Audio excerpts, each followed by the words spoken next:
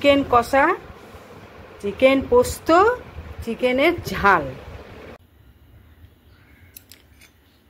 Chicken পোস্তর জন্য পোস্তটা মিক্সিতে একটু পেস্ট করে নিচ্ছি।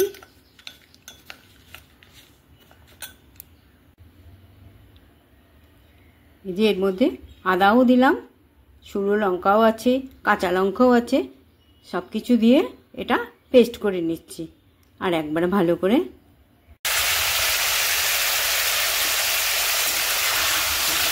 চিকেনটা একটু ভেজে নিচ্ছি।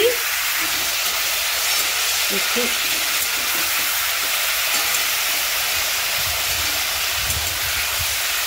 তারপর চিকেনটা ভেজে তুলে রাখি। তারপর মশলা টশলা দেবো, সবই দেবো, পোস্ত দেবো। তারপরে দেখাচ্ছি।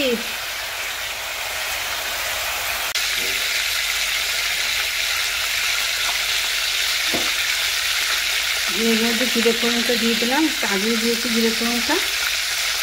তারপর একটু পেঁয়াজ দিচ্ছি, গোটা পেঁয়াজও দিচ্ছি, মানে কুচনো পেঁয়াজও দিচ্ছি, একটু চিনি দিয়ে দিচ্ছি।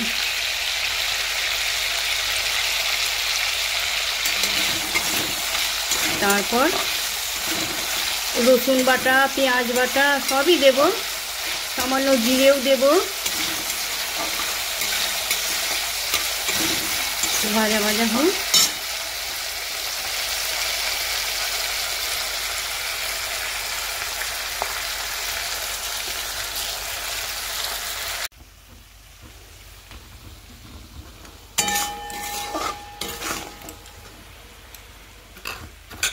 আমি এর মধ্যে রসুনও দিচ্ছি, রসুন, পেঁয়াজ বাটা,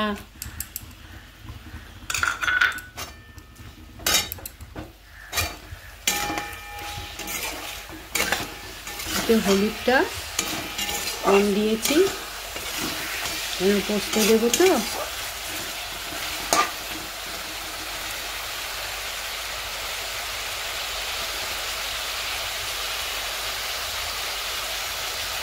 আদা বাটা,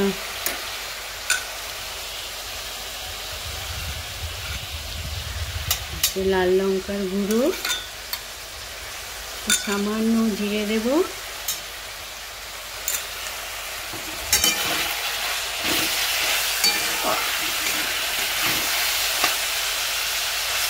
তারপর একটু কষানো হোক, পোস্তটা দেব।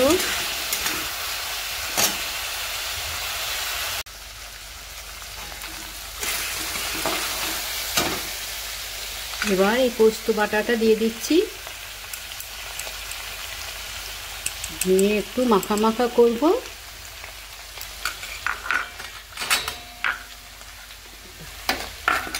তারপর এই যে পোস্ত ধোয়া জলটাও একটু দিয়ে দিলাম, একটু গরম মশলাও দেব।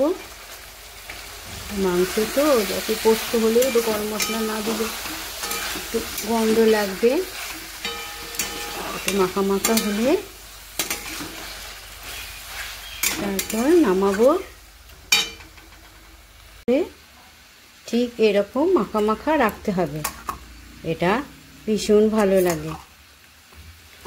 রুটি, পরোটা সবই ভালো লাগবে এটা খেতে, ভাতেও সবই ভালো লাগবে। এরকম করে একদিন করে খেয়ে দেখবে, ভীষণই ভালো লাগবে এটা। এই যে দেখালাম একবার, এই যে এরকম করে মাখা মাখাই রেখে দিতে হবে। এটা না খেতে ভীষণই ভালো লাগে, রুটি, পরোটা, পোলাও দেখতে যাতেই হোক।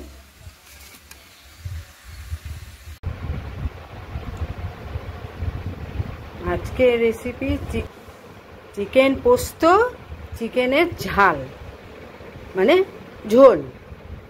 আর এই যে অল্প আলু পোস্ত আছে, এই দিয়েই চলে যাবে।